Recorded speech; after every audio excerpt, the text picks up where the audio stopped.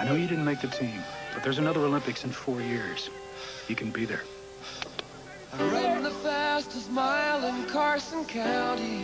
No, I'm coming home. Carson County's many miles from here. I want to tell my friends and family I gave my best shot. I ran my heart out.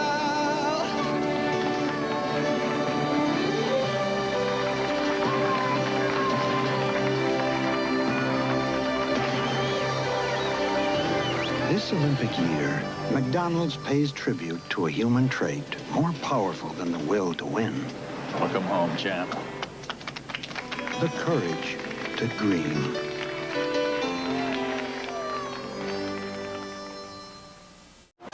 My headache's coming back again. It feels like somebody's yanking on the tendons behind my eyes. My body officially hates me. All the vitamins that you see here, vitamin E, thiamine, riboflavin, niacin, and so on, are all under 50% of what you need. Your total cholesterol was 165 before, now it's 225. The liver is sick, and the most likely cause of your liver sickness is a fatty liver. My advice to you is to stop doing what you're doing because it's hurting you.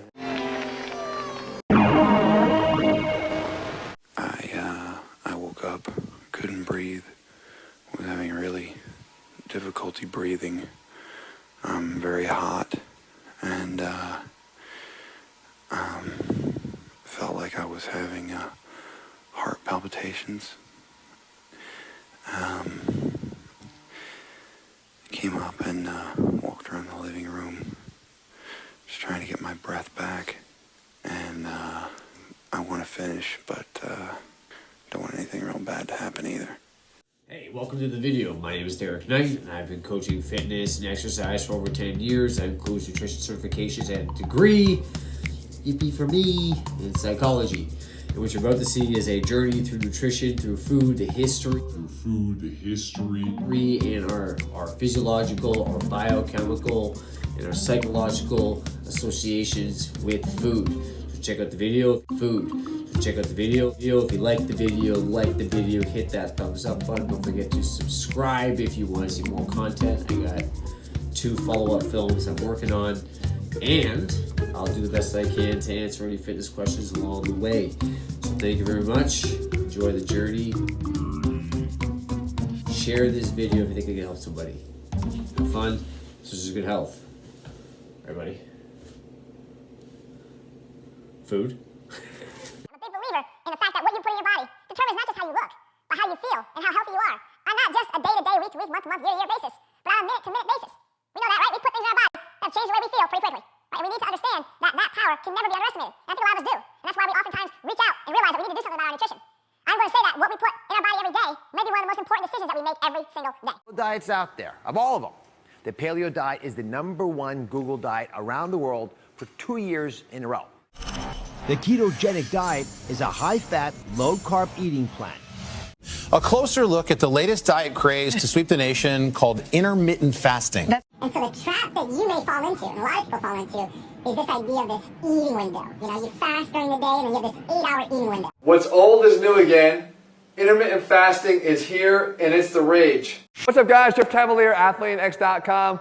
Today we're going to tread in dangerous waters here. We're going to talk about diets and we're going to talk about keto dieting. Yo, Elliot.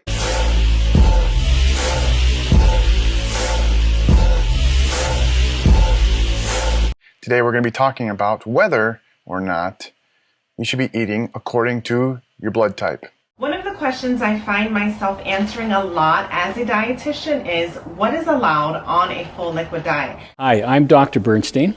We put you on a diet that is low in calories, of course, but very well balanced. We supplement that with vitamins and minerals, some injectable vitamins and oral vitamins.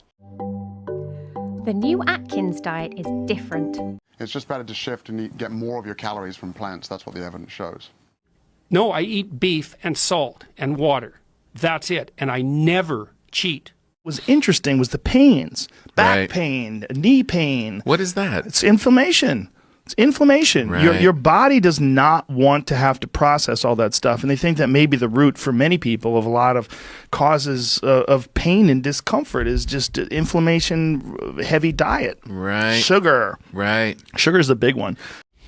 We have to remember this, that whenever you make a statement that goes against the grain, you better be prepared. You better be prepared. The judge said that I had to bring one of every patient that I had cured, and there was one that said others. The others was a man that came from Italy. He was paralyzed. But I was supposed to take 9. I took 77. You took 77 patients in court with you? That's correct. So we have all these diets, we have all these food choices available to us. Well, how did this happen? Yellow dent corn swept the nation. Following the technological developments of World War II, mechanized harvesters became widely available. This meant a batch of corn that previously took a full day to harvest by hand could now be collected in just 5 minutes.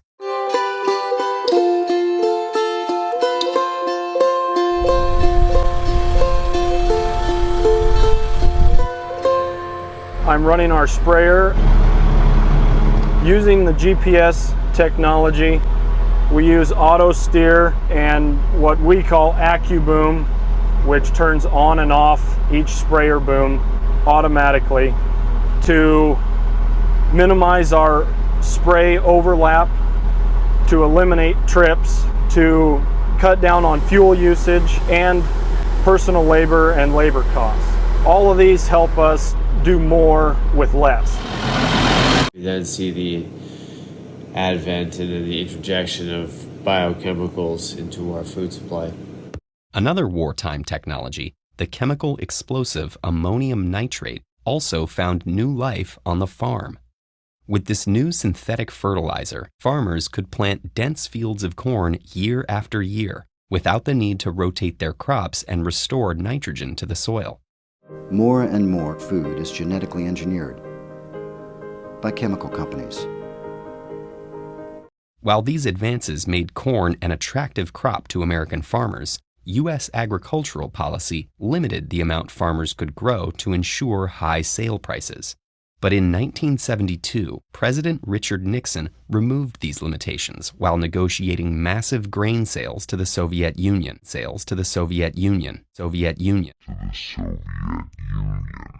With this new trade deal and World War II technology, corn production exploded into a global phenomenon.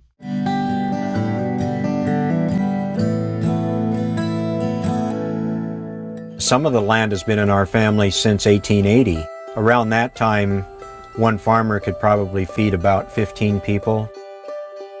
Today, one farmer feeds close to 160 people. Maize quickly became one of the cheapest animal feeds worldwide. This allowed for inexpensive meat production, which in turn increased the demand for meat and corn feed. It's inflammation from your food.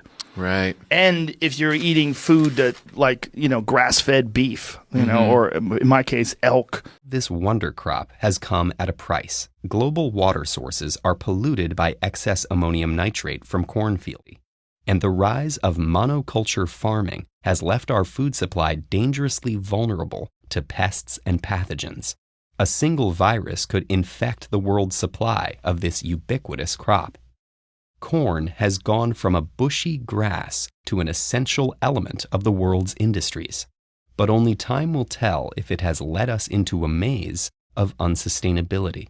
I think it's important that everyone understands where their food comes from and how much we as farmers here raising that food care about the quality of it and making sure that it's a safe and abundant food supply. How do we get things like bananas, asparagus, other things from other countries? How do we get them here? Global trade. At any given moment, tens of thousands of giant cargo ships are moving around the world's oceans. These ships, some of which are more than a quarter of a mile long, are the heavy lifters of the global economy, shifting everything from metal ores and compressed gas to fresh fruit and plastic toys. This interactive map shows the movements of the world's commercial shipping fleet in 2012, based on hundreds of millions of individually recorded positions. Plotting all the raw positions at once shows the extraordinary extent of modern shipping's reach. Even without a background map, the world's coastlines are clearly defined, albeit with plenty of variation, from the buzz of activity in the East China Sea to the relative quiet of Somalia's piracy-afflicted waters. While ships can move freely through the open ocean, routes are predetermined closer to land, and especially in tight straits such as the dual carriageway of the English Channel. The most crucial shipping thoroughfares of all, though, are the man-made canals linking different bodies of water, such as the Panama Canal. The Panama Canal opened a century ago to connect the Atlantic and Pacific Oceans, and the even older and busier Suez Canal, which saw 17,000 transits in 2012 alone. In some places, ships penetrate deep into continents via rivers and lakes, such as the massive Paraguay and Amazon rivers in South America, or the Great Lakes in North America, whose ports include Chicago, Milwaukee, and Toronto. Colouring the ships by category shows the flows of the global economy in more detail. The red dots are the tankers, which shunt oil from massive terminals in the Middle East or from offshore rigs in West Africa and elsewhere, while the blue dots are so-called dry bulk ships, which move aggregates, ores, and coal from mines and quarries, many of them found in Australia and Latin America. Many of these raw materials are shipped to manufacturing regions to make finished goods that are themselves then moved back across the ocean in container ships, shown here in yellow. China is the centre of the shipping container world. Shanghai alone moved 33 million units in 2012.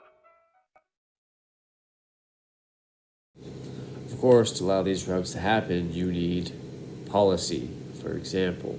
Today, the EU has trade agreements in place with many countries. People often believe these deals only benefit big international companies. But they actually help more small businesses than you might think. Take a firm like Manufacturer. It produces traditional handmade pottery in Bolesławiec in Poland. Company owner Pavel Swiac wanted to export to South Korea, where the type of pottery his business makes is very popular. Unfortunately, high import duties made this hard. Or Aran Leon, a winery from Valencia in Spain that specializes in organic wines. This type of wine isn't much in demand in Spain, but it's highly sought after in Canada. The problem was certain rules that Canada had put in place. These made it harder for imports of alcoholic drinks from Europe to compete on the Canadian market. There's also Reclay, a German recycling company. It wants to export its know-how to the Canadian province of British Columbia, where one firm holds a monopoly on recycling. Reclay's global strategy manager, Adrian Vanam, is convinced more competition could create new export opportunities for Reclay and cut local recycling costs in half, if only Reclay was allowed onto the market. By lifting trade barriers, EU trade deals have benefited all three companies, as well as their employees, their families, and even their communities. Look at Manufacturer today. Following a trade deal with South Korea, a third of its ceramics are now sold there.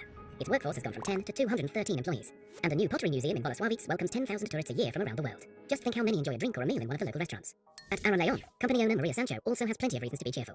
In 2015, her firm sold 100,000 bottles of wine in Canada, making it the largest distributor of organic wine in the province of Quebec. Once a new trade deal between the EU and Canada is up and running, Canadian wine lovers might get even more of a taste for Spanish wines. And all of those empty bottles could provide extra work for recycling companies like Reclay. The upcoming trade deal between the EU and Canada will break down even more barriers for European companies, and could make it possible for Reclay to bid for public contracts in Canada. Reclay to bid for public contracts in Canada. These are just three examples of the many small companies across Europe that EU trade deals have helped, or are set to do so. And helping them matters. More than 600,000 small businesses in the EU export outside Europe, and over 30 million jobs across Europe depend on exports outside the EU. Find out more about how the EU helps small businesses export successfully. Fresh Direct supply chain is just 3 steps. From the farm into our building directly to the consumer's house. The new model cuts out 3 to 4 steps from the normal grocery store supply chain. This is St. Jacob's Market in Southern Ontario, Canada. This is not my footage, and this is obviously done pre-COVID with all the cars and all of the people. The St. Jacob's Market has fresh products. There's chickens. They also have things like hats and bags, pony rides. That's sweet. They also, I believe, they have wooden ornaments. You're gonna see flowers, so you can bring them there and trade from your farm. The new model cuts out 3 to 4 steps from the normal grocery store supply chain. So much of what was at St. Jacob's is local. These products are, see the labels, Ontario. All these are Ontario-based products. Myself personally, I've been to St. Jacob's maybe twice. But I worked in the produce department at grocery stores for 6 years. So I got an opportunity to see where a lot of things are from. Look at all that delicious fresh food.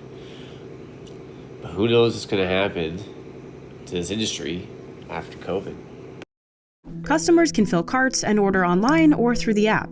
Just like a regular grocery store, FreshDirect sells everything from toothpaste and toilet paper to produce, fresh meats, and prepared meals. If you think about a normal produce selection, you might find 200 or 300 different types of produces. We have anywhere from 400 to 600 depending on the time of the year. About 65% of our product is what we consider fresh, be it meat, seafood, or deli, or from our kitchen, or fresh produces and cheeses and such. Today, FreshDirect sources from over 100 partner farms across the world. From what I do recall, most of the products at St. Jacobs are locally grown, locally created, locally sold, keeping money in the community. All that food comes into FreshDirect's headquarters here in the Bronx. Today, we have about 120 trucks inbound. Over 1 million pounds of produce come through the receiving area each week. From Hepworth Farms, we're getting everything from these cherry tomatoes that you saw, to these beefsteaks, to these tomatillas. This load of fresh berries will be in the building for less than 24 hours. First, the incoming inventory is checked for quality and quantity, and then put into the tracking system. So you can see he's putting out these labels, and I captured all that information on that barcode. And what happens from here is we're actually directing the food to where it has to go. So in that system, it knows those tomatoes, what place they have to go within the warehouse. Next, the new inventory is moved to all the appropriate fridges or storage areas. Pantry and shelf-stable goods are forklifted onto these giant inventory walls. Some goods are moved through this facility in as little as an hour and a half. You can actually read the dates on those labels, and you'll see they're all about a week or less old. What's insane is the speed at which it moves. This fish is probably 2 days out of the water, and it's here from Nova Scotia. So our fishermen, they actually go out, these are harpoon-caught swordfish. 368 pounds. Yeah, it's fat. The supply chain has such a tight turnaround that a customer could place an order for a fish in, say, Alaska, and within a day or two it'll be fished out and flown to this facility. There are times where we could sell fish to a consumer 5 days out that's not actually landed in a boat yet. Once all the items are inventoried, they don't sit around long before they're picked up and tugged to one of 12 kitchens. Once workers finish preparing all the food, the real work begins, pulling all the items for an order together. The average order FreshDirect gets is about 30 items, which might not sound like a lot, but On a relatively busy week now, we're delivering to north of 100,000 houses, and if each of those houses has 30 items in their delivery, we're moving 3 million different food items out of, in essence, one mega facility. Each order that comes in gets assigned a box. To make sure all 30 items end up in the right box, the company has been perfecting an AI system for nearly 2 decades. The system tracks when each item comes in and the expiration date. Then it finds the most efficient route, along 9 miles of conveyor belts, to move the box to all the right pick stations. Each pick station has one worker and a selection of products the worker grabs from and places in the corresponding box. This picker has pantry goods and toiletries at her station. So it tells her what item, she'll scan it, it'll verify it's the right item, she'll confirm that she put it in the customer's bag, and that will go to the next person. But you can see the speed with which you can pick these items. Rather than walking around a store all day, the work comes to her. But it isn't set up like a normal grocery store where all the, say, tomato sauces are together. To even out the workload, high-ticket items like olive oil are paired with lower-ticket items like organic baby food at one pick station. We call it slotting the building, so the fewer stops that we make in our store with our totes as they go through, the more efficient we can be. The goods are also grouped at pick stations based on affinity. So the people that would buy this tea have an affinity to buy products that are here, such as the Lauren drink or the dry rosé cider. After a worker picks the right item, they hit a green button and the order box zooms off to the next station. After visiting sometimes dozens of pick stations, an order can finally be complete. It goes through one last check before being loaded on a FreshDirect truck. So as soon as the product gets here, our goal is to have it here less than 2 days and back out the door. So there's literally thousands and thousands of bags that go to shipping every hour. On the outbound side, there's over 400 trucks going out with deliveries. Those trucks run 2,000 routes each week. We got a refrigerator in the back of the truck, so everything is already staying cold. John's a 12-year veteran driver for FreshDirect. He typically does routes around New York City, but sometimes takes deliveries all the way out to the Hamptons. So I start at 4, and coming from the Hamptons, I'm getting back like 4:30, so the traffic coming back is ridiculous. The pandemic caused an 800% surge in new website traffic. The pandemic caused an 800% surge. It's an 800% surge in new website traffic and increased demand for Fresh Direct. But orders aren't just coming in from New Yorkers worried about leaving their apartments. A surprising amount of demand came from New Yorkers who fled to the suburbs. That's been a new area of growth for us. Even as demand spread out, Fresh Direct's hub and spoke model allowed the company to quickly ramp up delivery to more coverage zones. Fresh Direct expanded to New Jersey, Connecticut, Westchester County, and Long Island. By the end of 2020, the company plans to add 1,000 new workers to match demand. Fresh Direct's success is indicative of a larger trend in shopping habits. In 2019, e-grocers held 3.4% of the grocery market, and in 2020, it's expected to hit 10.2%. Here we are in September, looking at probably the biggest growth we've ever seen, and just each month it gets bigger. COVID-19 opened up the floodgates for online grocery, and I don't think we'll ever go back.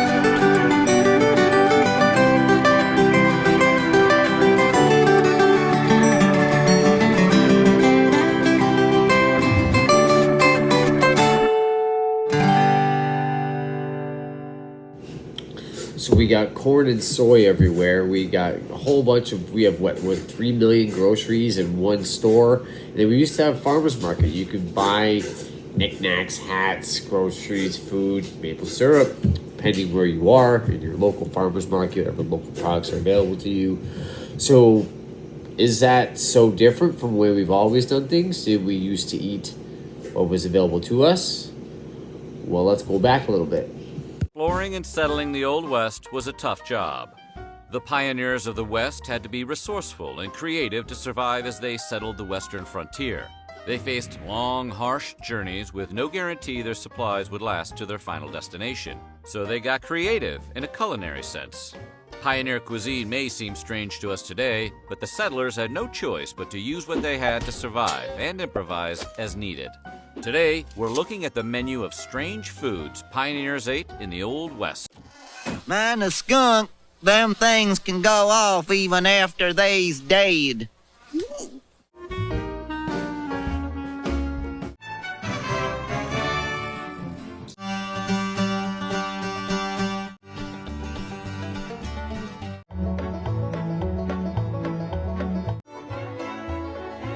For Native Americans, putting dinner on the table was a terrifying, oftentimes death-defying, and always full-time job. While many other foods aren't even around anymore, others have cropped up as trendy new dining options. This is what Native Americans ate every day before Europeans came.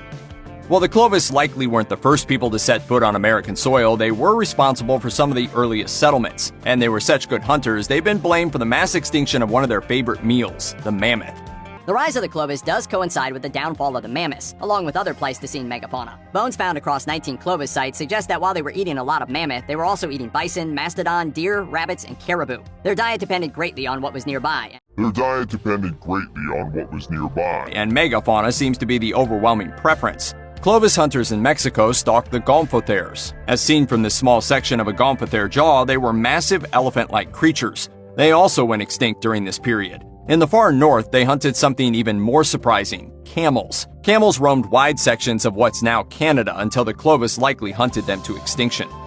The Folsom people lived in the area of the Great Plains from around 9,000 to 8,000 BCE. Given the sheer number of knives, blades, and distinct leaf-shaped projectiles they left behind, it's clear they were more hunters than gatherers. The extinction of the mammoth forced later peoples to find something else to hunt, and that new prey ended up being bison. These bison weren't what we think of today. They were Bison antiquus, a massive, now extinct ancestor of the modern-day bison. Bison antiquus were 15 feet long, stood 7 feet tall at the shoulder, and had horns with a 3-foot span. Compare these ancient beasts to modern-day bison, which are around 10 feet long, and you'll have a whole new appreciation for the Folsom who hunted these massive creatures. 4500 BCE, the Plano culture emerged. In addition to their diet, which consisted primarily of bison, they were defined by their hunting techniques, traditions, and the development of an innovative food preservation method.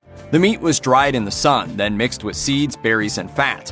They would then pack this mixture into the animal's intestines, making a prehistoric sausage called pemmican. Unfortunately for the Plano, shifts in weather patterns on the plains resulted in the reduction of herd numbers. With fewer bison to hunt, the entire society started to fade until the Plano people ultimately disappeared forever. The Yurok are a native people that are actually still around in the 21st century. In many respects, they still hold on to their old ways of living. This includes a continued reliance on the same food sources they've utilized for generations. We have a family hold down the way here that my ancestors have fished. Ancestors have fished since the beginning of time.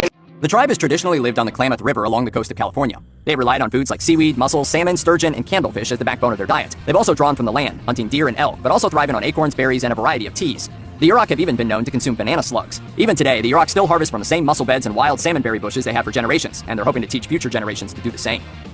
The Poverty Point Heritage Center is located in Louisiana.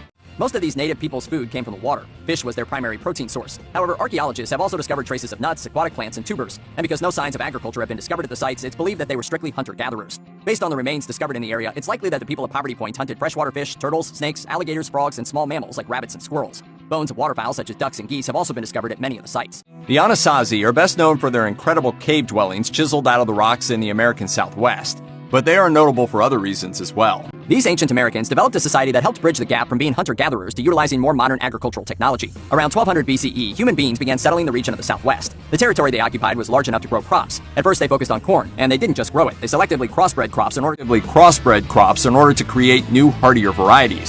By 500 BCE, the Anasazi were also growing beans and later added squash to their diet. These vegetables were supplemented with the meat from rabbits and deer. It's also worth noting that they were experts at sun-drying their food. Most of their veggies were sun-dried, and in the early years of their society, they would store the results in baskets. As the Anasazi matured, they turned to pottery for their food storage needs. In 100 BCE and 500 CE, the region of the North American continent that became the USA was dominated by a group of related cultures known collectively as the Hopewell. These Native Americans were also connected to a vast trade network that went all the way into Yellowstone. The results of this trading were that while many localities had their own diets, which often included deer, fish, nuts, seeds, and berries, they also had access to goods from other regions. While it's not clear how much was traded and how much was brought in from seasonal migrations, we do know that local goods were often found very far from home. The Yellowstone area, for example, was a source of bighorn sheep and obsidian, while the Great Lakes supplied copper and silver. The Appalachian regions had mica and steatite, much of which was used for tools. This made it possible to carry out the kind of agriculture that allowed mass production of things like tobacco, sunflowers, and knotweed. This was a huge revolution, because the agriculture that defined the Hopewell marked the official shift of Native American culture into full agricultural societies. It's not clear where the Oneota came from, but we do know that they settled along the northern Mississippi River and its tributaries. Given that one of the tools most commonly associated with them are stone scrapers used for cleaning buffalo hides, it's a safe assumption that they hunted a lot of buffalo. The Oneota appeared around 1150 CE and faded away after coming into contact with French trappers. During the height of their society, they survived by hunting bison and deer and occasionally elk. They were also adept at growing corn, beans, and squash. The Oneota relied heavily on plants that are largely considered weeds today. It's just better to shift and get more of your calories from plants. That's what the evidence shows. On plants that are largely considered weeds today. Get more of your calories from plants, that's what the evidence shows. Goosefoot and pigweed were major dietary staples, and though it's not common anymore, they were also known to have eaten dogs. We know all of this because the Oneota stored many of their perishable food staples in deep, bell-shaped pits that were covered with logs and hides to keep scavengers out. This also helped keep the food fresh, and consequently has provided a treasure trove of information to archaeologists. The Fort Walton culture is the name given to the people who flourished around northern Florida and the Mississippi River Delta in the centuries leading up to the European occupation starting around 1200 CE. They emerged after a group called the Weeden Island culture, and for the most part, they gravitated toward living in and around swamps and lakes. One of the things they were particularly good at was making ceramics. Their pottery vessels were tempered with shells, and that was needed for cooking the large amounts of corn that they grew. This corn was different from what we're used to eating today. It was small, with kernels so hard it gained the nickname flint corn. It was mostly used to make hominy, hence the importance of the cooking vessels. Fishing and seafood were also a major part of life, as was something called the black drink. Made from yop and holly, it wasn't made for consumption, but rather for purging the stomach as part of a ritual leading to the eating of green corn. Interestingly, the drink didn't actually induce vomiting. Instead, the vomiting was a learned behavior associated with the drink. When you think of America's prehistoric mound builders, you're probably thinking of the Cahokia. But of course. The apex of their power between 1050 and 1200 CE. At the height of their society, the Cahokia Mounds complex had tens of thousands of residents, and all of those people needed to eat. The Cahokia absolutely revered the hardworking farmers that kept the masses fed. Farmers were respected for good reason, because they cultivated and domesticated crops like the bottle gourd, squash, knotweed, and sunflowers. The Cahokia weren't so different from us in a major way. They absolutely needed their caffeine pick-me-up. Analysis of residue left on Cahokia drinking cups show that they loved cassina. Cassina is a type of tea made from a native holly that comes with a healthy dose of caffeine. It was so popular that once Europeans did show up, they documented its widespread daily use. In 2017, artist Roxanne Swensel spoke about a project she'd been working on for a while, a cookbook based on the ancient traditional foods of the Pueblo, updated for a modern audience. She did it in the hope of helping alleviate the pain of some of the chronic health problems plaguing Native Americans of the 21st century. It's information. It's inflammation. Right. Your body does not want to have to process all that stuff, and I think that maybe the root for many people of a lot of causes of pain and discomfort is just inflammation-heavy diet. Right. Sugar. The traditional diet she spoke of consisted of deer, elk, or in my case, elk, buffalo, antelope, and bighorn sheep. Then there were the plants that were gathered, which included teas, berries, roots, and mushrooms. As far as farming, she utilized ingredients like beans, squash, and corn. Swensel recruited a group of people who agreed to eat nothing but traditional Pueblo foods for 3 months. Most of the volunteers had chronic health issues like diabetes and high cholesterol. The results were impressive, to say the least. We had no idea how successful this would be. Things that the doctors had told us couldn't ever be fixed were gone. Things that the doctors had told us couldn't ever be fixed were gone. I was supposed to take 9. I took 77. You took 77 patients in court with you? That's correct. Through vegetarianism, veganism, and metabolic typing, I have come to what I would call a flexitarian diet based on current lingo. My approach is to check in with your needs. Remember, if you have parents, for example, if your parents are European, you come from a place where the ground freezes in the winter. Plants don't grow in ice. It's just better to shift and get more of your calories from plants. That's what the evidence shows. Refrigeration was really only invented in about 1945, so for the entire span of human history, where human beings lived through winters and the ground froze, you had to live off of animal flesh, fish, and things that are warm-blooded.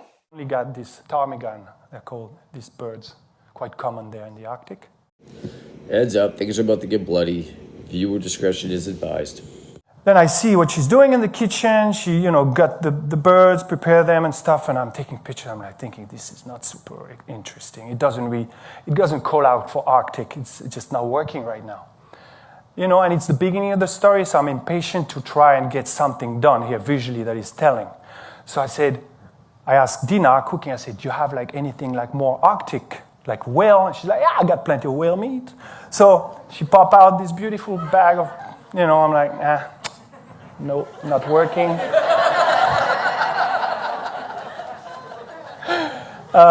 Yeah. No, I put that. It's not a good picture, but it's to show you the struggle as a photographer that you encounter sometimes. You fly there, you have these ideas of, they're going to be with harpoon throwing at whales and stuff, and, get there, and there's just plastic bag coming out of the freezer. It just doesn't work.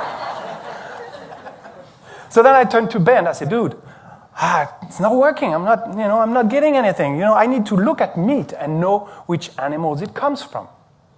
Like, yeah, well, there's this place on the edge of town, the settlement, the village, where we keep a lot of meat that we go and get when we want more meat for us or for our animals, for the dogs. I say, yeah. We arrive in this wooden box. He takes out the stones and lifts it, and there's this really pungent smell of fat and ocean and animal, that comes out of it. And I'm really excited. I'm like, wow. And then he starts to take out the stuff. He sorts out what he's going to give to his dogs, sorts out, and I look at this, and I'm like, wow. This is killer whale jaw, whale rib, bearded seal paw. These are all animals that they have hunted during the migration when whales come by their village. And for me, it's telling. Finally, I got something. We return back. He's going to give a good portion to the dogs because the dogs help the Inuits hunting, and they always split the result of the hunt. And, stores most of it in the storage, gives some to the dogs, and goes and brings it to Dina for cooking. And look at it when we return with meat through the village. The dogs are super excited. They know a meal is coming. And so, you walk around and you have this puppy licking the fat off the fin of a killer whale, quite surreal in the night. Trigger warning. And Dina, and then finally one day, they got a seal. And I had thought about that situation. I was like, wow, this is just going to look gory and it's going to be difficult. And in fact, it is difficult because in the Inuit, eating means blood. There's going to be spilling of blood. This is meat-only diet traditionally. The only thing you can maybe eat are berries. In summer, that is non-meat, berries and a bit of seaweed. But otherwise, you survive on meat. That's all. And so it means you're the hunter, but you're the butcher. Everybody, all the hunters, they know how to butcher their meat. That's how you survive. That's how you survive. That's how you survive traditionally in the Arctic. That's how they've been doing that and surviving for thousands of years. One delicacy that they all love is the liver of the seal.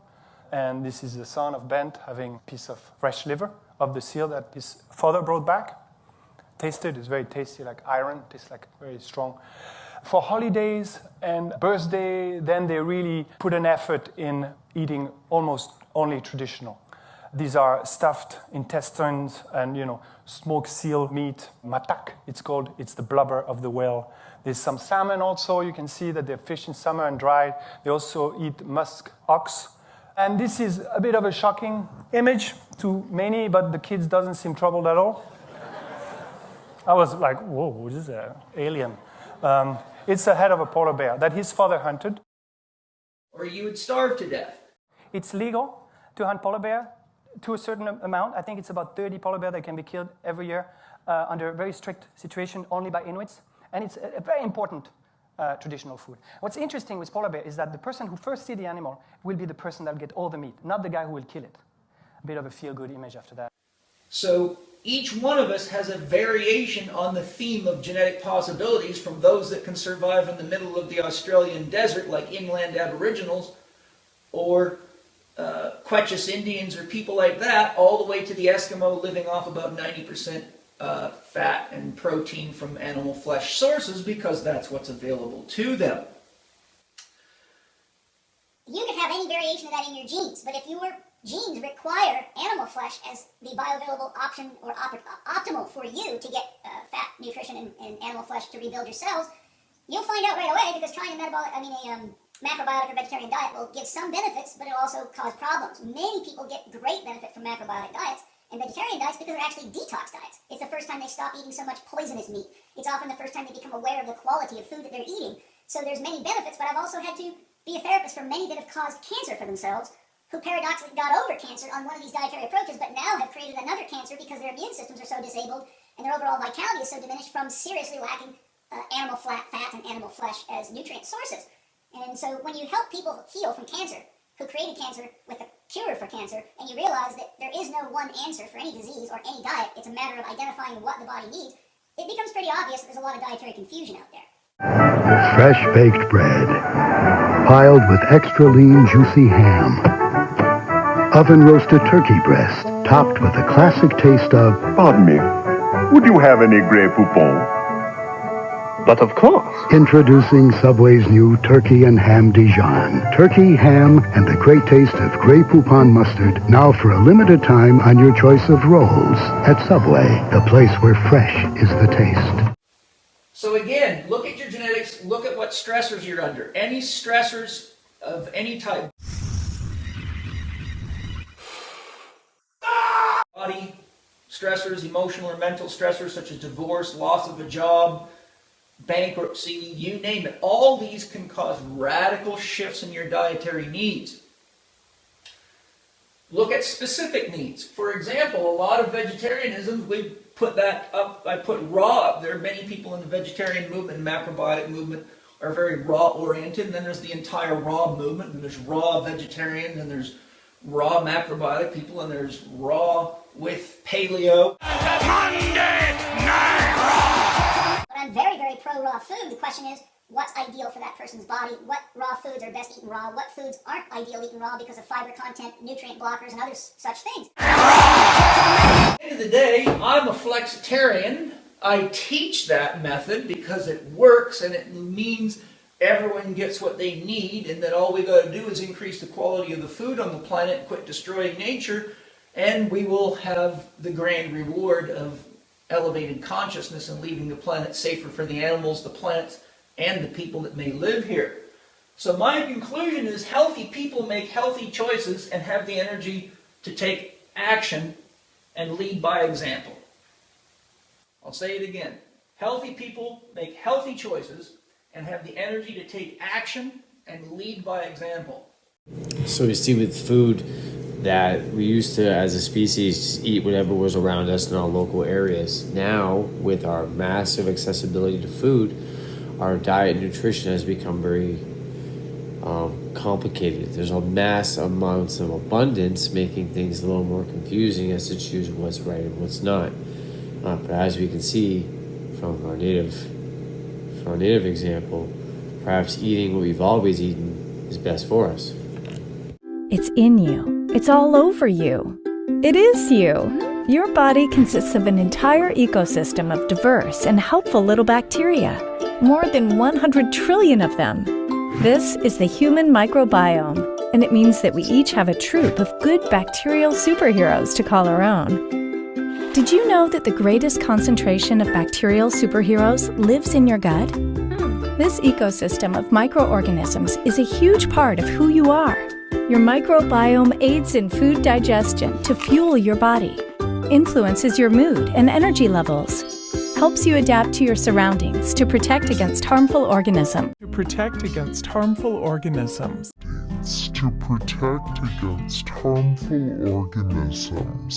And much, much more.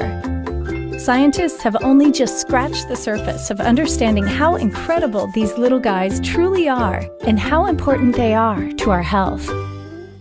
It all started when you were born. Some of the bacteria in your mother's microbiome were passed along to you to become the beginnings of your very own microbiome fingerprint. Check in with your needs. When you were a baby, experiencing the world for the first time, the bacteria in your microbiome were doing the same. By the time you were a toddler, the makeup of your gut microbiome was almost fully matured. At 2 or 3 years of age, your bacterial superheroes had already established a natural, balanced state. Scientists have discovered that your microbiome fingerprint actually needs to consist of many different types of bacteria to keep you strong, healthy, and resilient to drastic or harmful changes. Did you know that a healthy microbiome likes balance? When your microbiome becomes unbalanced, you may become unhealthy and even susceptible to chronic disease. But with the help of your superheroes, your microbiome always strives to return to a natural, balanced state. Microbiome includes bacteria, viruses, fungi, bacteriophages, protozoa, and archaea. This community of organisms is critical to the maintenance of human health and heavily influences the progression of various diseases. The community in your gut is unique, much like your fingerprint. Check in with your needs. Your microbiome began to colonize you the moment you were born and can change throughout your lifetime. Good bacteria in your gut help you absorb nutrients from your food. They also take up space and hog vital nutrients so harmful microorganisms are not able to colonize, and they even teach immune cells how to identify harmful invaders. They even teach immune cells how to identify harmful invaders. However, did you know that your gut microbiome also affects your mental health? These tiny beings help you break down food traveling through your intestines, hence producing metabolites which influence all of your cells, including those of your nervous system. Additionally, immune responses to harmful pathogens produce molecules that can affect brain physiology. But that's just scratching the surface. A healthy and diverse microbiome is essential for normal cognitive and emotional processing. Your microbiome communicates with the central nervous system, the brain and spinal cord, through nervous, endocrine, and immune signaling mechanisms. We don't yet have a good understanding of how the gut microbiome and central nervous system influence one another, but it has been shown that changes in gut flora composition can result in increased intestinal permeability, which allows neuroactive compounds to enter the blood. Other microbiota can produce compounds that affect gene expression in the nervous system. Research has shown that changes in microbiota can cause depression, influence one's reaction to social situations, and protect one's immune system from stress-induced changes. Amazingly, research using fecal transplants has shown that the microbiome can cause physiological changes that are even transferable between species. The microbiome and nervous system don't just have a one-way relationship, however. The microbiome can affect how we think, but also our nervous system and lifestyle have a major effect on the composition of our microbiome. Although the human gut microbiome is generally fairly stable and resists change in community composition, the brain can actually modulate the composition of our gut community by changing intestinal permeability and secretions, as well as by releasing hormones that affect microbial gene expression. Our gut flora composition can also be perturbed by changes in hormones, diet, antibiotics, emotional state, and stress. Diet, antibiotics, emotional state, and stress. Diet, antibiotics, emotional state, and stress. Check in with your needs. Antibiotics reduce one's normal gut biota population. Providing an opportunity for pathogenic biota to colonize the gut epithelium. It has been known for some time that the gastrointestinal system communicates with the brain. The enteric nervous system is a mesh of 500 million neurons governing the gastrointestinal tract. That's 5 times as many neurons as there are in your spinal cord. No wonder the enteric nervous system is sometimes called the second brain. Hypothetically, it could even operate autonomously. In reality, the enteric nervous system communicates with the central nervous system via the vagus nerve and prevertebral ganglia. This biochemical signaling between the gastrointestinal tract and central nervous system is called the gut-brain axis. However, it is only now being realized just how much of an effect the microbiome has on the brain, and so the bidirectional interaction between the microbiome and the central nervous system is now being termed the microbiome gut-brain axis.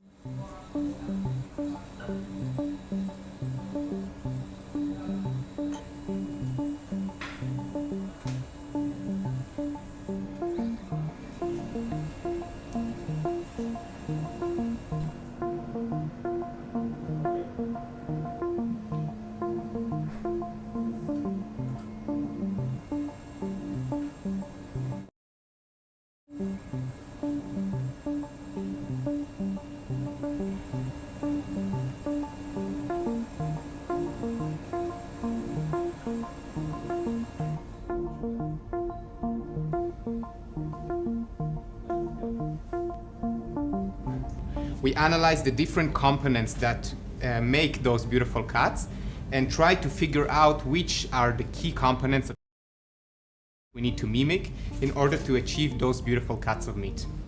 We identified three main components: the muscle, the blood, and the fat. These are the components that we need to mimic in order to reach the perfect, beautiful steak.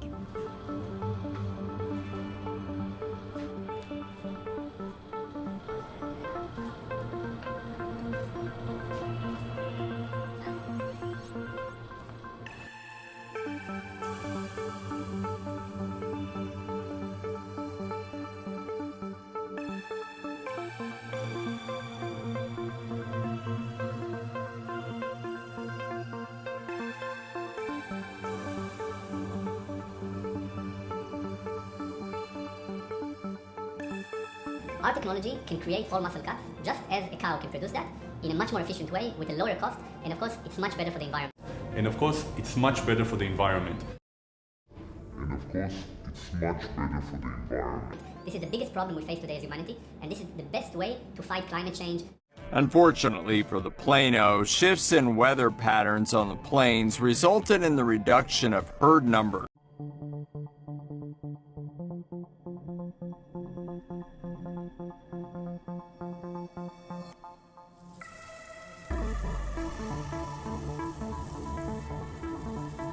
We can do the entire cow, not only one part of the cow.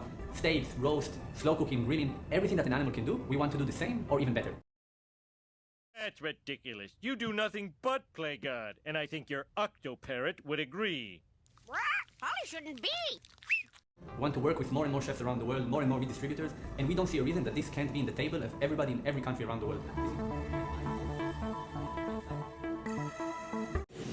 Maybe our issue with food is simpler than we think. Trans fats are found mainly in partially hydrogenated oil products, such as margarine.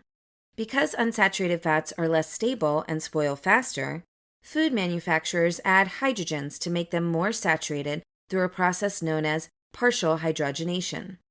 This process not only prolongs shelf life of vegetable oils, but also turns them into solid or semi-solid products, which are preferred by commercial bakers for their low cost and wide range of different textures. Unfortunately, partial hydrogenation also converts some of the cis double bonds into trans configuration, producing trans fats.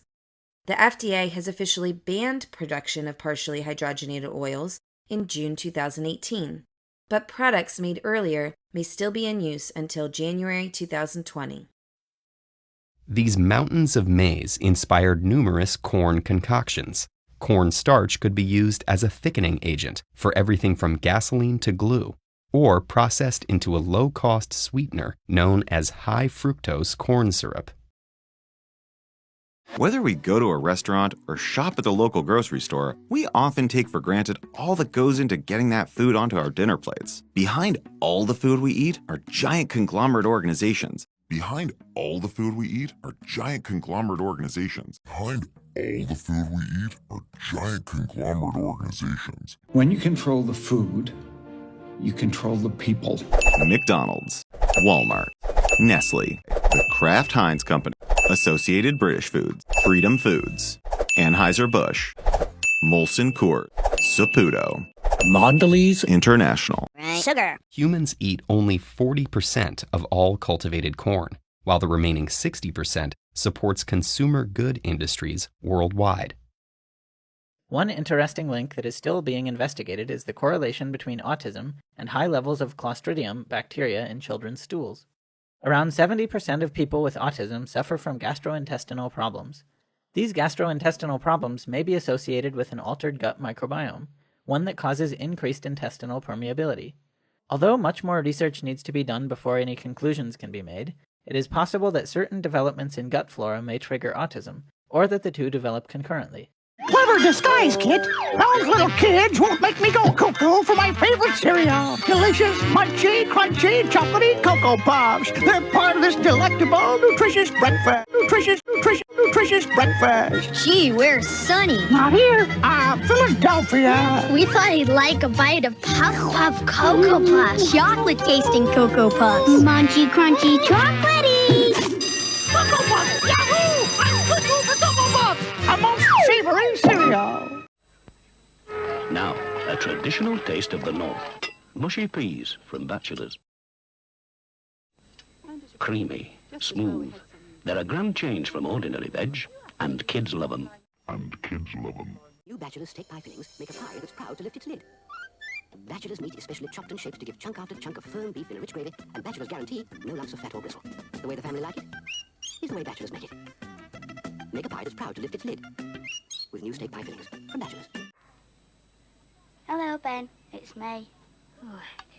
I've brought a little friend to see you, isn't he lovely? Sit, Rebel. Sit.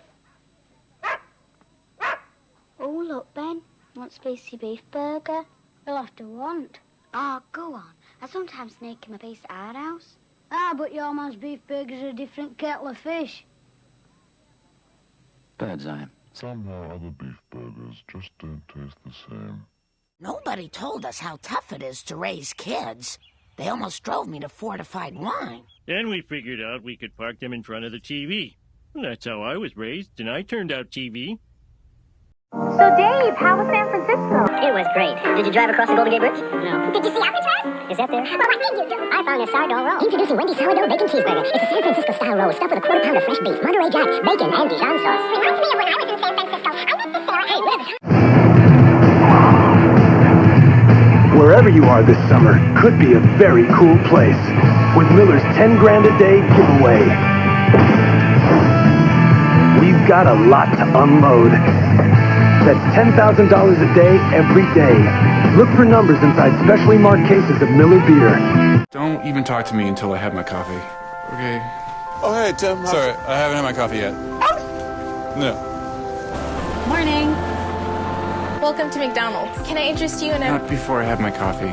premium roast coffee for just $1? Talk to me. Introducing McDonald's new $1 menu at breakfast. Try a cup of freshly brewed premium roast coffee for just $1 each every day, and you'll see why nobody makes breakfast like McDonald's. I like your scarf. That's beautiful out, huh? And we also find that the activity in the frontal part of the brain, the orbital frontal cortex, is decreased. It's a part of the brain that allows you to anticipate consequences of actions. It allows you to control actions. It's very important for being able to stop a behavior. To anticipate that this behavior is going to be damaging, the orbital frontal cortex allows you to stop this behavior. So if the orbital frontal cortex is not functioning properly, you don't have that same level of control. Wherever there's a pool, there's always a flirt. Whenever there is school, there'll always be homework. To stop a behavior. Whenever there's a beat, there's always a drum. Whenever there's fun, there's always Coca-Cola. To stop a behavior.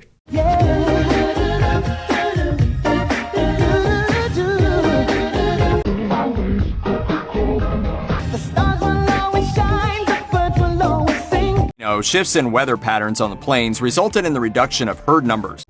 As long as there is thirst, there's always the rain. Drink water.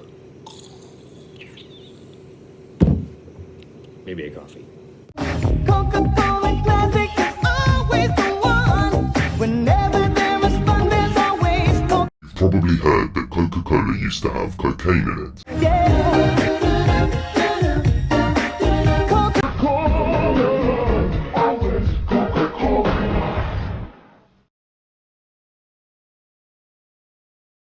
The exhibit is a collection of images, advertisements from the late 1920s to the early 1950s of tobacco ads from a variety of companies.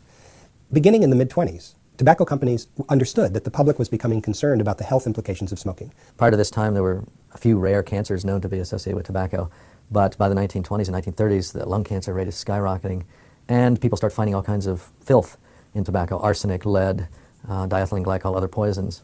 In the United States itself, at the end of the 19th century, a third of the entire federal revenues were from tobacco taxes.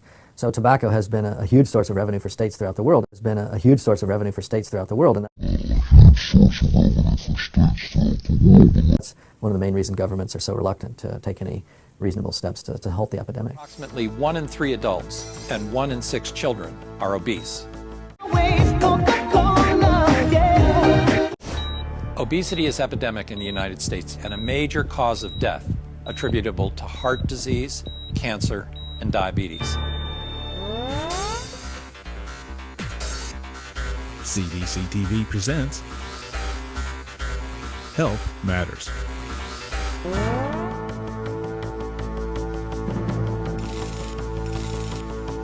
Tobacco ads have been extremely effective over the years in luring people to smoke, retaining them in smoking, and luring them from one brand to another brand. These guys had enormous art budgets. They had the very best artists and the very best designers that money could buy. Some of the themes that we have in the exhibit, and there are a series of them. One of them is the image of the doctor. Many famous movie stars and athletes were portrayed specifically. This individual, Ronald Reagan supports, Joe DiMaggio supports this cigarette or that. With doctors, it's never a specific individual, but they come right out of central casting. They're wise, they're humane. As a matter of fact, the images show the doctor in the very best possible light. That's why organized medicine didn't object. Very few physicians at the time saw this as an evil or a danger. And by drafting off of medical authority, the cigarette companies seek to reassure the public that their product wasn't dangerous, even though it was. And they knew it to be so at the time. So there's an area of your brain called the reward center. The scientific name is the nucleus accumbens. And it is the site where dopamine works. Dopamine is a neurotransmitter, and it conveys the feeling of pleasure. And pleasure, for lack of a better word, is good. Except that a lot of pleasure, as it turns out, is not. In the process of going for more pleasure, we have changed our dopamine system. And one of the keys to addiction is the idea that after stimulating that system chronically, again and again and again, and it takes 3 weeks to do this, what happens is that the receptors for the dopamine signal now downregulate. Now there are fewer of them. We know that the brains of people with obesity do respond differently to food. In that reward center, when they see palatable food, some parts of the brain light up a lot, that wanting part.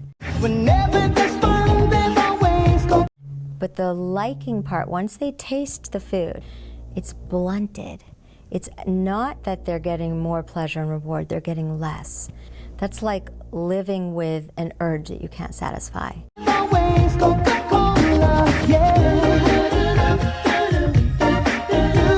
Change in diet can also have profound and rapid effects on the structure of the gut microbiome in both human beings and mice, and these changes have been shown to influence memory and learning.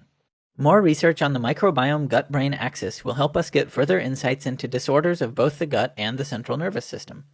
Learned how to harness these very short-lived isotopes and make tracers out of them. So chemists take short-lived isotopes, which are produced on a cyclotron, they incorporate them into drugs or other molecules, and then these decay by positron emission so that you could make a picture of where that molecule is and how it moves directly through the human body. We've been studying drug addiction using these short-lived tracers, and one of the things we've found is that all of the drugs that are abused by humans seem to decrease the activity of the brain dopamine system. The scientific name is the nucleus accumbens, and it is the site where dopamine works. Dopamine is a neurotransmitter. And dopamine is the reward chemical in the brain.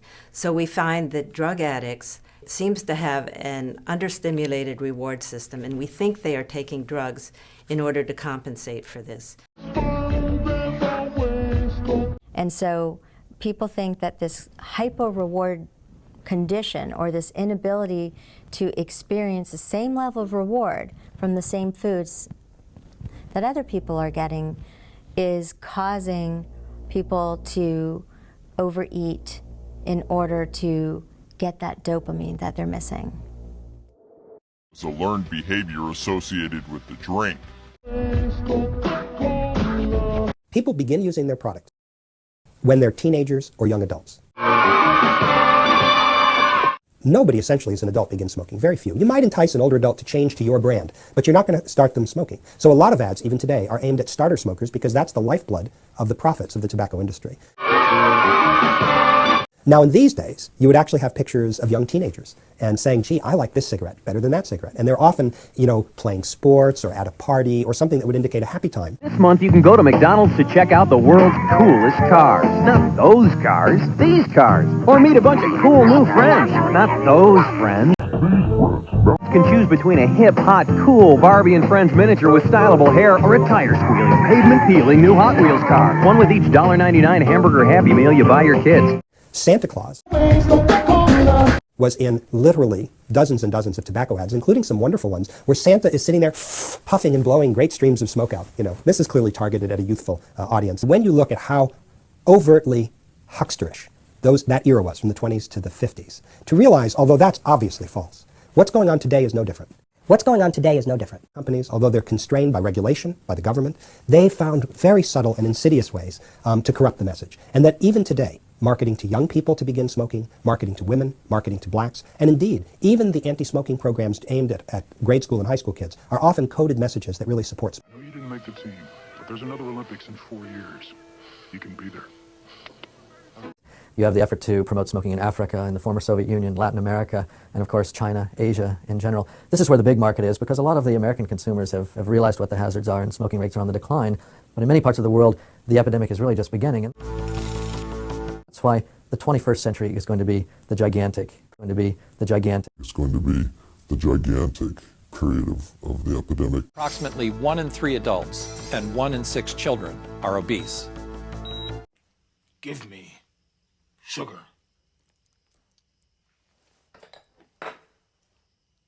In water.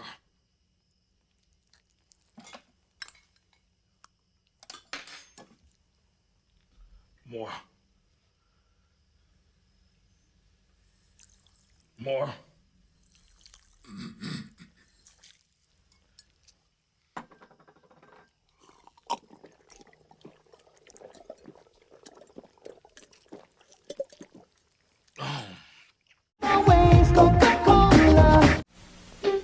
Who's our McFavorite hamburger clown? I'm off to McDonald's to see all the boys and girls. A nice trip, Ronald.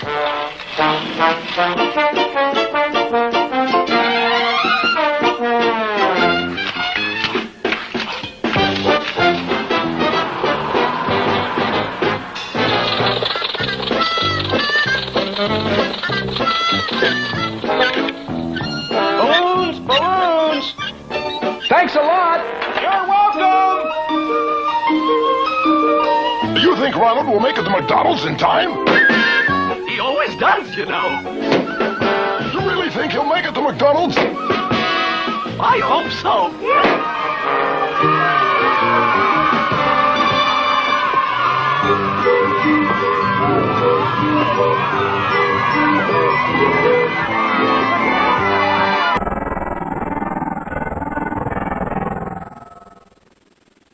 All right, so let's break it down. What exactly is food? So what are macronutrients? Well, they are fats, proteins, and carbohydrates. Well, what does that mean? Well, let's break those down. So proteins are made up of amino acids. About amino acids, you will often hear the terms essential and non-essential used. Fats, there are unsaturated fats, there are saturated fats, and there are trans fats. Contrary to popular belief, not all fats cause heart diseases and are bad. In fact, most fats, in adequate amounts, are required for normal bodily functions, especially brain functions. There are also good fats that actually decrease the risks for cardiovascular diseases. And carbohydrates are sugars. Carbohydrates include both simple sugars, which are little ring-shaped molecules made of carbon, hydrogen, and oxygen, either alone or in pairs, as well as more complex carbohydrates, which are formed when these rings link up together to make long chains. Sugar actually refers to a family of molecules called saccharides. Sugar. Right. Sugar's the big one. Monosaccharides, where mono means one, so one sugar molecule. Disaccharides, where di means two, so two sugar molecules linked together. Oligosaccharides, where oligo means a few, so it's 3 to 9 sugar molecules linked together. And polysaccharides, where poly means many, so it's 10 or more sugar molecules linked together.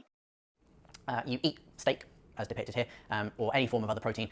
Proteolytic enzymes in your digestive tract will break that down into amino acids and oligopeptides. Now, oligopeptides. Where oligo means a few, so. And oligopeptides. Now, oligopeptides basically mean much, much shorter chains of proteins. We're talking like 3, maybe 4 amino acids in length as opposed to a protein, which it can be many, many, many amino acids in length. It breaks it down into those individual amino acids and they're really short chains. Serine, this is valine. They can form a peptide bond. And this would be the smallest peptide. This would be a dipeptide right over here. Peptide bond, or sometimes called a peptide linkage. And as this chain forms, that polypeptide, as you add more and more things to it, as you add more and more amino acids, this can be a protein or it can be part of a protein that does all of these things. A fat molecule is composed of a glycerol head and 3 fatty acid tails, each of which is a long hydrocarbon chain, a carbon skeleton bound to hydrogen atoms. A fat molecule that contains only one double bond is a monounsaturated fat, while one that has multiple double bonds is polyunsaturated. Glucose is the most important member of the sugar family, and it's a monosaccharide. It's one of the main sources of calories for the body, and is able to cross the blood-brain barrier and nourish the brain. Membrane fluidity is most important in the nervous system, where neuronal response requires extremely fast cellular communication. A certain ratio of unsaturated to saturated fatty acids is also required for the formation of myelin, the insulating material that wraps around axons of neurons and speeds up the conduction of electrical signals. The body is capable of synthesizing all the fatty acids it needs, with the exception of polyunsaturated fatty acids omega-3 and omega-6, which must be obtained from the diet. These are known as essential fatty acids. When we talk about amino acids, you will often hear the terms essential and non-essential used in exactly the same way that protein is an essential nutrient. That's because your body cannot synthesize certain amino acids, and those are the essential amino acids. So up here are some examples of amino acids, and there are 20 common amino acids. There are a few more depending on what organism you look at, and theoretically there could be many more. But in most biological systems, there are 20 common amino acids that the DNA is coding for, and these are 2 of them. So let's just first look at what is common. So we see that both of these, and actually all 3 of this is just a general form. You have an amino group. And this is why we call it an amino acid. So you have an amino group right over here. Now you might say, well, it's called an amino acid. So where is the acid? And that comes from this carboxyl group right over here. So that's why we call it an acid. This carboxyl group is acidic. It likes to donate this proton. And then in between we have a carbon, and we call that the alpha carbon. And that alpha carbon is bonded. It has a covalent bond to the amino group, a covalent bond to the carboxyl group, and a covalent bond to a hydrogen. Now, from there, that's where you get the variation in the different amino acids. And actually, there's even some exceptions for how the nitrogen is. But for the most part, the variation between the amino acids is what this 4th covalent bond from the alpha carbon does. So you see in serine, you have this, what you could call it an alcohol. You could have an alcohol side chain. In valine right over here, you have a fairly pure hydrocarbon side chain. And so in general, we refer to these side chains as an R group. And it's these R groups that play a big role in defining the shape of the proteins and how they interact with their environment and the types of things they can do. Another monosaccharide is fructose, which is commonly found in honey, fruits, and root vegetables.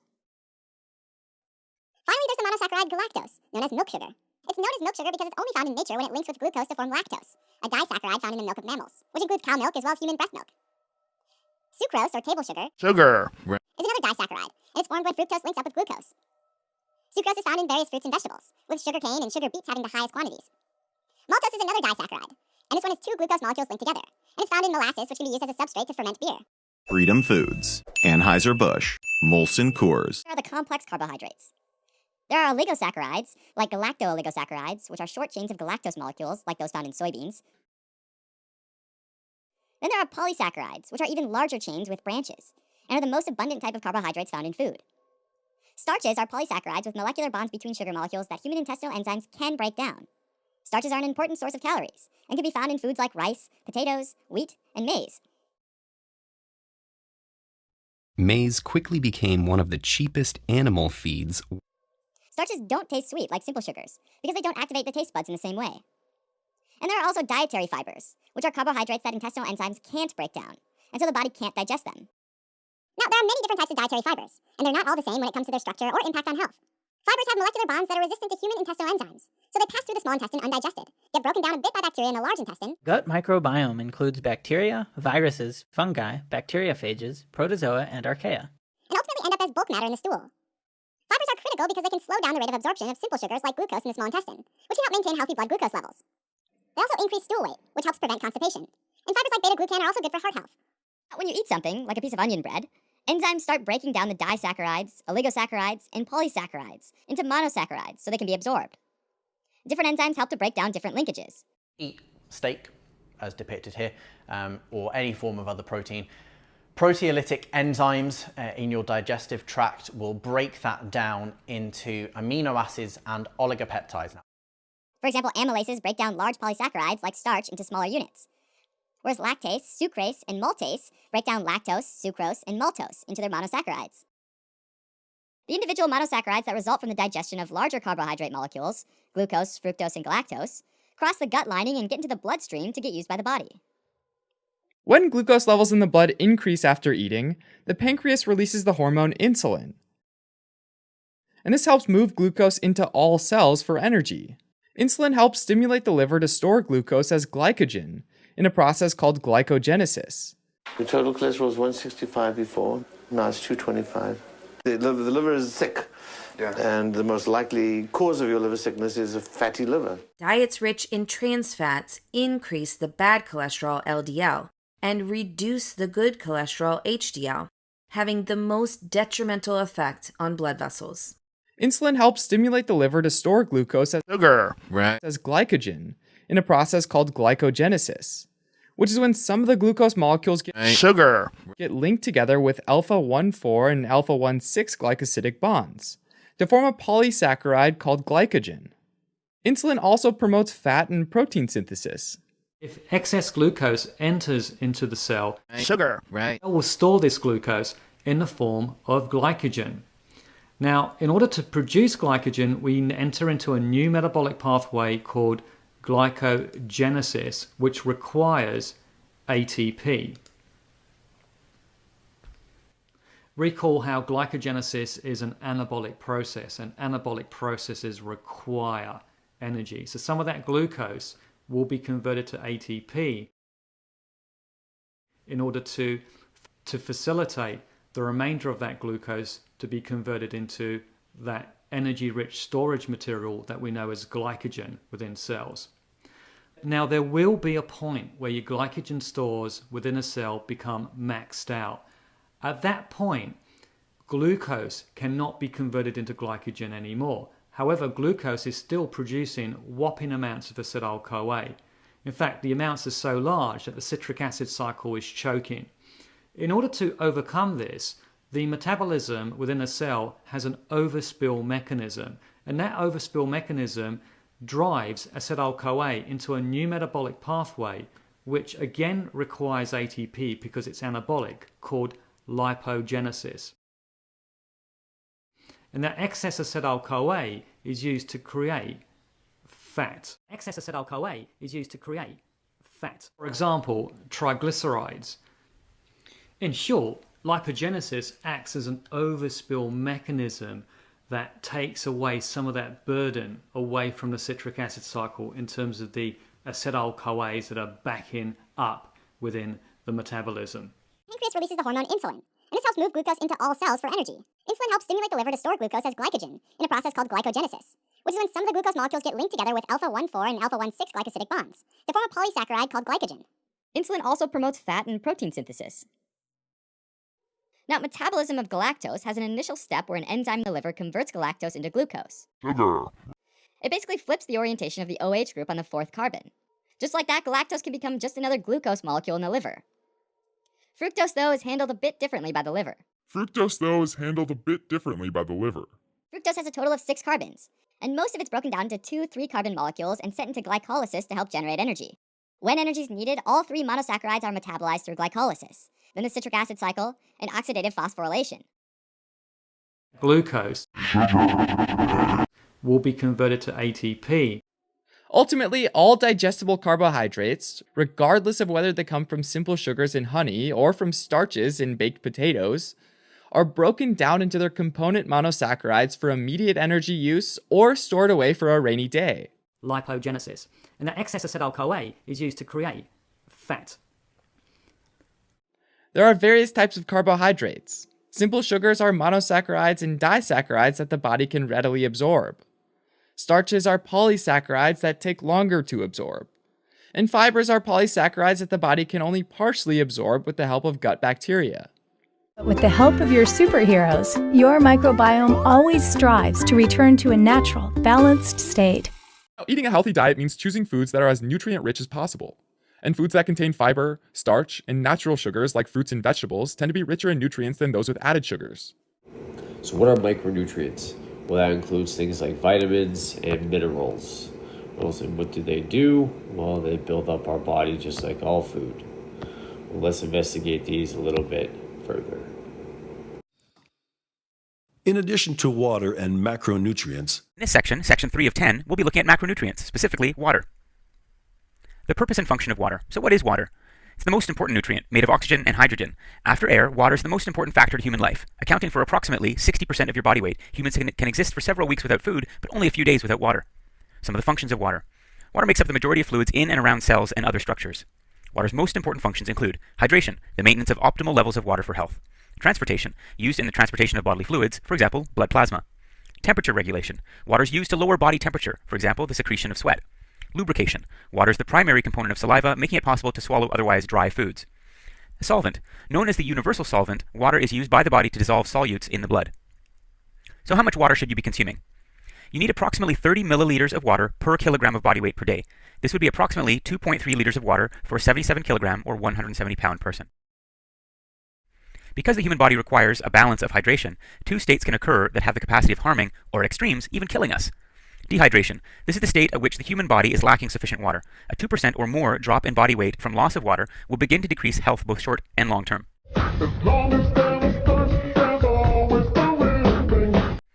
Some symptoms of early dehydration include headache, fatigue, loss of appetite, flushed skin, heat intolerance, lightheadedness, dry mouth and eyes, and dark urine with a strong odor. Symptoms of severe dehydration include difficulty swallowing, clumsiness, shriveled skin, sunken eyes and dim vision, painful urination, numb skin, muscle spasms, and delirium. To avoid dehydration, while 30 milliliters of water per kilogram of body weight per day is optimal for normal conditions, more may be required if you're participating in vigorous physical activity or in hot environments. The second condition that can harm us is hyponatremia. This is the opposite of dehydration. Hyponatremia literally means low sodium in the blood, typically caused by consuming too much water and not enough sodium. Exercise-associated hyponatremia, or EAH, is the type of hyponatremia most common in fitness-related environments. Symptoms of hyponatremia include nausea, vomiting, headache, fatigue, loss of appetite, irritability, muscle weakness, seizures, unconsciousness leading to coma, and eventually death. To avoid hyponatremia, it's important to consume adequate electrolytes, especially when participating in long-duration events where copious sweating occurs. As you can see, hyponatremia and dehydration have some similar symptoms, and some people make the mistake of adding more water if perhaps they think they're dehydrated when in fact they may have too much water already. So keeping track of the body, how you feel, and keeping an optimal balance is what you should be looking for. To a natural, balanced state. Let's look at some of the sources of water. Water can come in many forms, including plain water, water within other beverages, and water contained within food. Plain water is the form that most people should consume the majority of their water. Ensure the water you consume is as clean as possible. Water within other beverages is much less desirable and should be minimized compared to plain water. Some non-nutritious sources of water would be soda, alcohol, and so on, and they should be reduced or eliminated.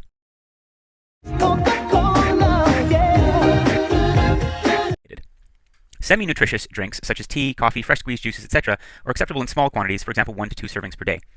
Food containing water is the second largest way that you should be obtaining the correct amount of water. And as you can see from the table at the right, there's a sample of foods and their percent of water by their weight.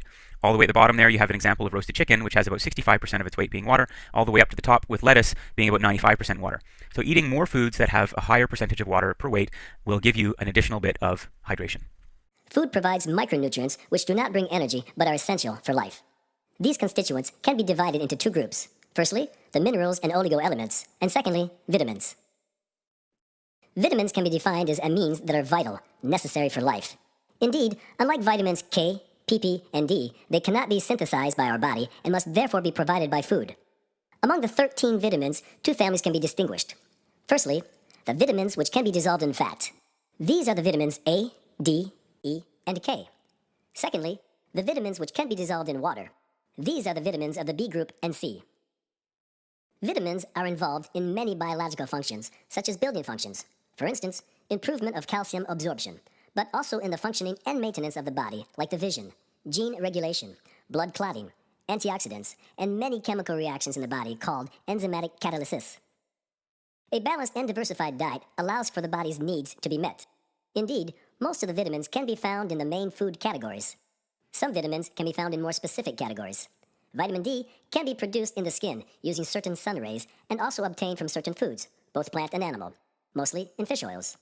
Vitamin A can be found in animal products such as liver, milk, butter, and eggs, and also in vegetable products, melon, spinach, broccoli, and carrots. Finally, vitamin C can be obtained from certain fruits such as cassis, kiwi, and citrus.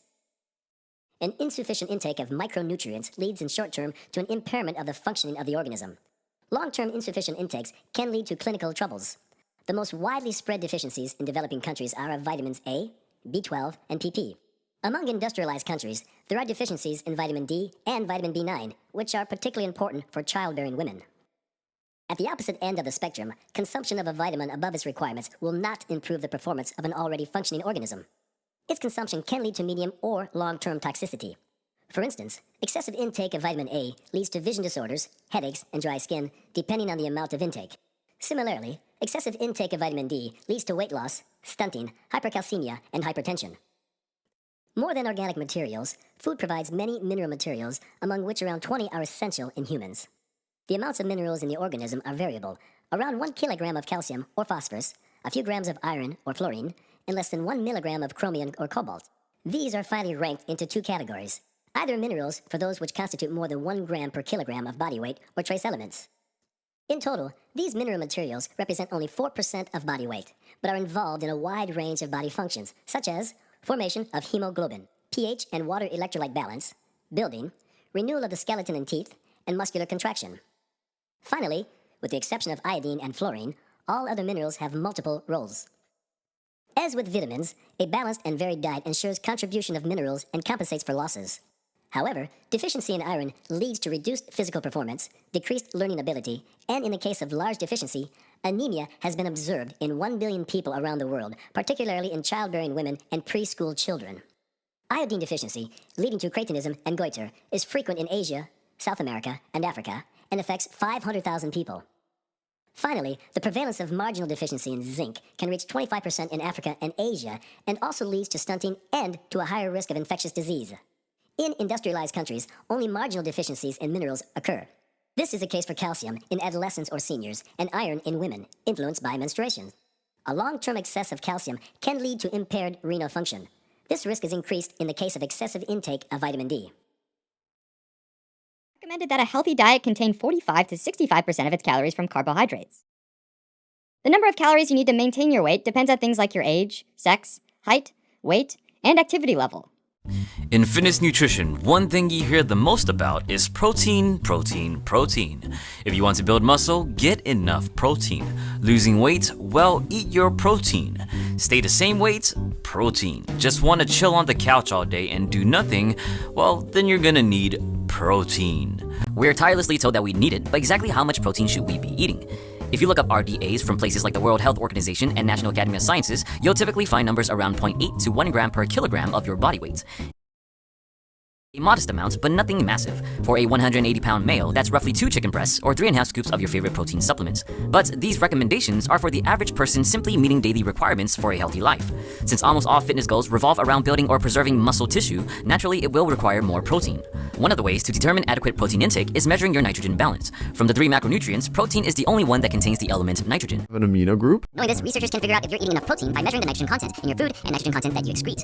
The goal is to achieve a positive nitrogen balance, meaning the amount of nitrogen you're consuming is greater than the amount leaving your body. Of course, measuring your own nitrogen balance is a rather complicated task. Fortunately, we can look at studies to determine the best value for positive nitrogen balance, or educatively guess the best amount for building or preserving muscle. So I think all of the dietary knowledge we have is rubbish. For people that don't work out and just want a healthy dose of protein, then the RDA of 0.8 grams per kilogram of body weight is completely fine. In fact, studies show that subjects can achieve a positive nitrogen balance with only 15% of their nutrition coming from protein, pretty much spot on with the RDA.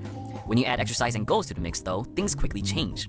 When it comes to weight loss, intuitive thinking might tell you need less protein since you generally eat less to begin with. Studies, however, show favorable results. I think all of the dietary knowledge we have is rubbish. Studies, however, show favorable results for those that eat a higher protein diet, especially if they are either experienced lifters or have a low body fat percentage. The more body fat you have, the more you can get away with eating less protein. And the more intense you are training, the more protein you need to supplement the breakdown that will occur. All this being said, for people wanting to lose weight or body fat while preserving lean mass, eating roughly 1.6 grams to 2.3 grams per kilogram of body weight tend to do the trick, granted you are exercising enough. Bear in mind, though, that even the subjects eating the most protein still saw a drop in overall lean mass, just not as much as those eating less. For people wanting to bulk, surprisingly, the studies tend to favor protein amounts lower than your weight loss counterparts.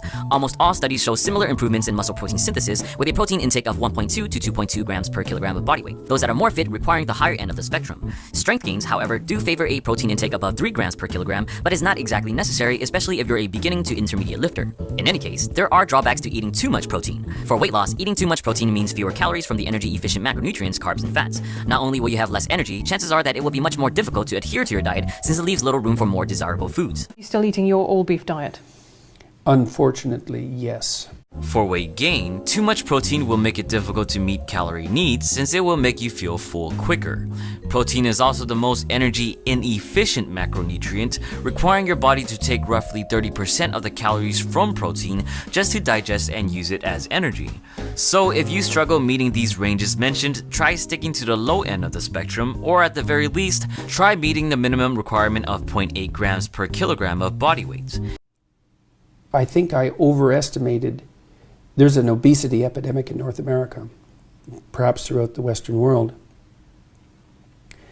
I think I overestimated the degree to which that was a consequence of a sedentary lifestyle, and overestimated the degree to which a lack of discipline was contributing to it. I think much more now that it's an illness.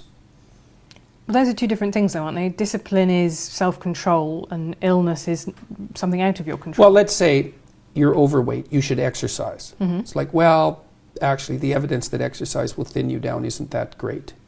And maybe the reason that you're not exercising is because you're ill, not that you're ill because you're not exercising.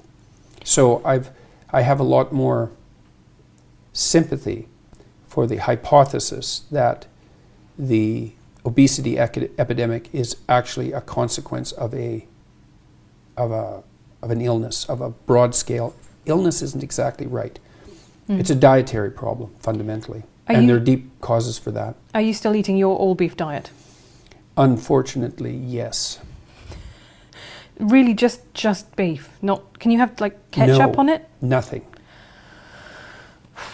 Right. Yes, I wouldn't. It isn't something I would lightly recommend. It's a little hard on your social life.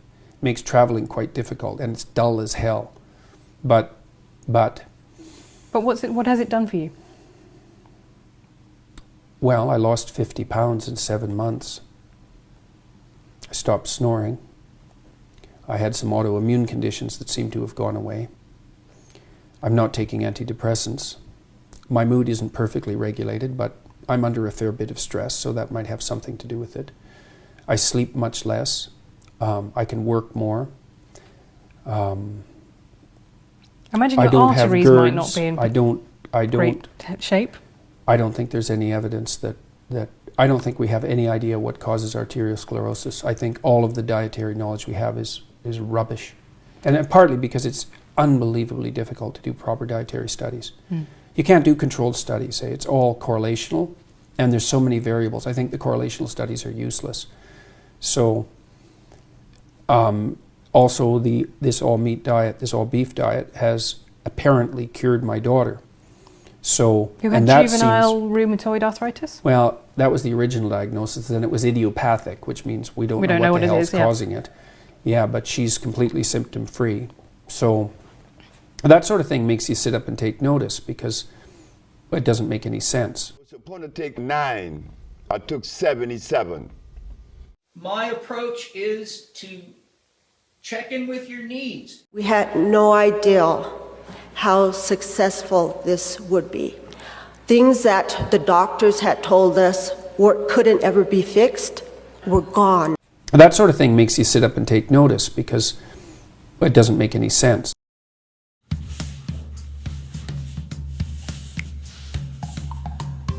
Hey, thanks for clicking on the video. Don't forget to hit the like button. Hit the like button. Leave a comment. Leave a comment. Let me know what you think. Subscribe. Content's coming out soon. Plus some live stream work with me and some of my clientele. That'll be exciting. Here are 5 things you can do right now to help you monitor your physical well-being and play with your food to figure out what works for you. So the first thing you can do, which is the point of this film, was to eat real food. Stop putting crap in your body. Let's put no boxes, no cans, no bags, nothing like that. Start putting real food in your body. Second thing you can do to help your body right now is to monitor your urine. The color of your urine will tell you about your body. Normal should be straw yellow color. Okay. If it's clear, that means you're drinking too much water.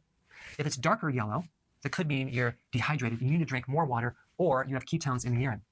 If it's cloudy, you could potentially have a kidney stone, a bladder stone, or a UTI. And if it's foamy, and I know this is not a color, but I wanted to bring this up, you could potentially have protein in the urine, which means that your kidneys are leaking protein. Okay, it's not filtering. There's some kidney damage going on. If it's fluorescent yellow, it could be that you're taking synthetic B vitamins, okay, and your body's trying to get rid of them.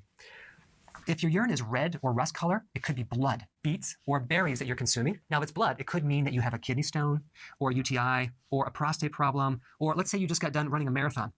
That can actually create some jarring, especially if you have a kidney stone, but even if you don't, it can produce some blood in the urine. If the urine is orange, it could mean that you have a liver problem or a gallbladder problem, especially if your stool is light colored. If the urine is black, it could be an antibiotic called Flagyl, or it could be the herb Cascardia, which is a laxative, or the sweetener sorbitol. If your urine is blue, potentially it could be hypercalcemia. You have too much calcium in your blood. And that could come from actually too much vitamin D, by the way. If your urine is very, very dark brown, potentially it could be the Flagyl, that antibiotic. It could be muscle injury because you exercised excessively. It could be kidney damage. It could be excessive fava beans, or you consume some rhubarb. All right, guys, there you have it. Thanks for watching. Third thing you can do right now to improve your physical health and knowledge of your physical health would be monitor your bowel movements. My name is Leanna from Proactive Pelvic Health Center. I'd just like to take a little bit of time today to go through the Bristol stool chart. So let's first talk about the idea of constipation. So when people think about constipation, sometimes they think that they're constipated if they don't have a bowel movement every single day. And this isn't actually or necessarily the norm for everyone. There's a huge variation. Some people will have 1 to 3 bowel movements a day. Others will have 2 to 3 bowel movements a week. What I think is important is to notice and pay attention to a significant decrease in the typical pattern of your bowel movements. And also, on top of that, considering a change in effort.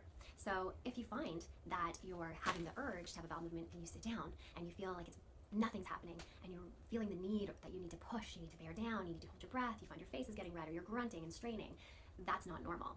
And thirdly, you also want to consider the consistency of your stool, any changes in the consistency. So that's when the Bristol stool chart comes into play, and we really highly support the need to look at your poo. So basically up here, the type 1, type 2 is where we would place you in the constipated kind of aspect, where it's hard, pebbly, rocky. This is very traumatizing to the pelvic floor muscles. It can cause significant pelvic floor weakness and even some nerve injury, trying to pass this type of stool, the consistency. And then if you can go on to the other extreme of things, this isn't constipated, this is a very watery diarrhea type of stool, and that might indicate some issues with lack of absorption or nutrition, but this can be very difficult for pelvic floor muscles to be able to keep you continent, so you might end up having some accidents because of this. So we want to try to get you right into the middle around the type 4 area where the stool is softer and smoother, easier to pass. The consistency really helps for reducing the strain and the effort and the potential trauma on the pelvic floor muscles. So this is a very important chart to refer to and to consider when you're thinking about whether or not you might be constipated. Thank you. The fourth thing you can start doing for your physical health is being aware of your cognitive well-being as well as what your like your ups and downs and your crashes, right? You want to be aware of your emotional state. It's eating like shit over, but what was interesting was the pains. Back pain, knee pain. What is that? It's inflammation. It's inflammation. Your body does not want to have to process all that stuff. And they think that maybe the root for many people of a lot of causes of pain and discomfort is just inflammation, heavy diet. Right. Sugar. Right. Sugar's a big one. So if you get all of that out of your system, your body can, go to work on stuff it has to go to work on? Yeah, you get all that shit out of your system and your body doesn't experience inflammation from your food. Right. And if you're eating food that, like, grass-fed beef, or in my case, elk, or, I'm sure vegetables are not bad for you. I just did it to try to find what it's like to only eat meat. Right. When you have no carbohydrates, one of the things that's most amazing is that there's no crashing. You would eat and you don't feel any different after you ate other than the fact that you don't feel hungry. Right. Like you don't crash. Right. There's no ups and downs and peaks and valleys. My energy levels were amazing. Even if you have to journal it for a month, try that. And the fifth thing you can do is start moving, right? Once you get moving, your brain will feel better, and that will get you in a pattern. What happens when we exercise is we turn on our front part of the brain and last part of the brain to evolve. This is a part of the brain that's called our CEO of the brain, or our prefrontal cortex, where our frontal executive functions are. And when we exercise, when we move, we turn that part of the brain on. As well, we create a lot of neurotransmitters that we aim at with our psychiatric drugs. And we create another substance that we just learned about called BDNF, or brain-derived neurotropic factor, which I called Miracle Grow for the brain. Because when we fire our nerve cells, we make this stuff, and this keeps our brain cells young and perky. One of the reasons why exercise is one of the best ways to prevent the onset of cognitive decline and Alzheimer's disease, but it also readies our brain to be plastic. And we know we need to exercise, we know we need to have our brain cells grow to log in any new information. So exercise is a terrific way to improve the learner, because it turns on the attention system, it turns on the motivation system, it turns on the memory system, as well as it makes all of our little brain cells ready to grow and sprout. And that's the only way we learn anything. Make it a habit, make it a most of the time goal, right? 7 days in a week, try to spend 4 of them moving, then work your way into 5. Work your way into getting some movement. He just had his walk, so he should be good. But that's it. So 1, eat real food. Eat real food, right? Which means you're gonna be aware of production of food, where it comes from, how it's made, all that stuff. Which means you're gonna change your habits. You're gonna change your habits. Number 2, your urine health. What smell, color, what are you eating, how's it affecting it, how's it changing over time. 3, your Bristol stool chart, your bowel health. What is your poo telling you about what you're doing with your food? The 4th thing you can do is be aware of your cognitive well-being in terms of like crashes, mood swings, cravings, those kind of things. And the 5th thing you can do is start moving 4 days a week, whether you're walking or light exercise. Get yourself in the moving, in the habit of moving. That'll keep your brain happy. Balance with some real food. Monitor your well-being, and remember, it's a process. Practice makes progress. Thanks a lot. Hope to see you next time. This was just good health. Take care.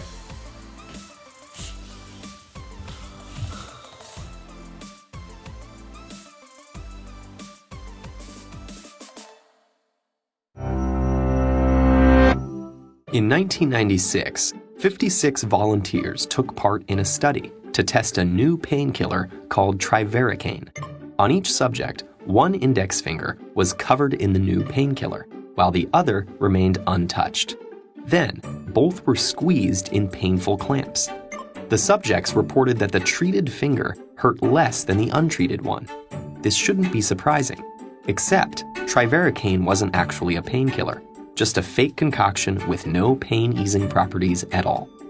What made the students so sure this dummy drug had worked? The answer lies in the placebo effect, an unexplained phenomenon wherein drugs, treatments, and therapies that aren't supposed to have an effect and are often fake miraculously make people feel better. Doctors have used the term placebo since the 1700s, when they realized the power of fake drugs to improve people's symptoms. These were administered when proper drugs weren't available, or if someone imagined they were ill.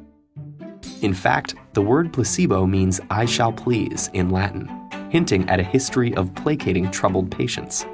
Placebos had to mimic the real treatments in order to be convincing, so they took the form of sugar pills, water-filled injections, and even sham surgeries.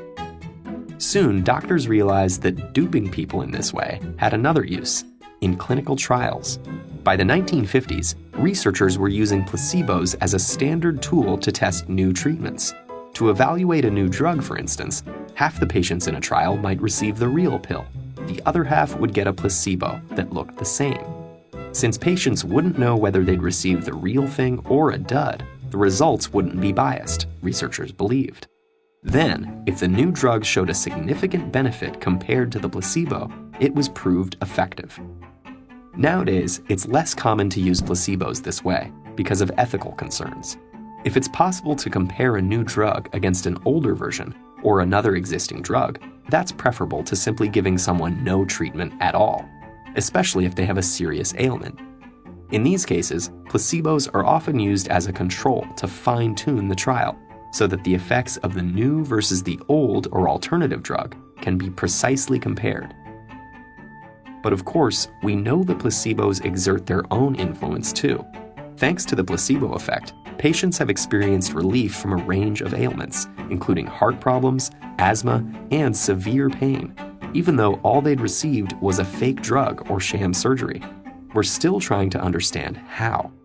Some believe that instead of being real, the placebo effect is merely confused with other factors, like patients trying to please doctors by falsely reporting improvements.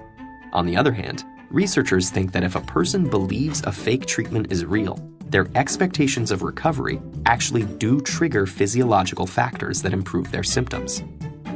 Placebos seem to be capable of causing measurable change in blood pressure, heart rate, and the release of pain-reducing chemicals like endorphins. That explains why subjects in pain studies often say placebos ease their discomfort. Placebos may even reduce levels of stress hormones like adrenaline, which can slow the harmful effects of an ailment. So shouldn't we celebrate the placebo's bizarre benefits? Not necessarily. If somebody believes a fake treatment has cured them, they may miss out on drugs or therapies that are proven to work. Plus, the positive effects may fade over time, and often do. Placebos also cloud clinical results, making scientists even more motivated to discover how they wield such power over us. Despite everything we know about the human body, there are still some strange and enduring mysteries, like the placebo effect. So what other undiscovered marvels might we contain? It's easy to investigate the world around us and forget that one of its most fascinating subjects lies right behind our eyes.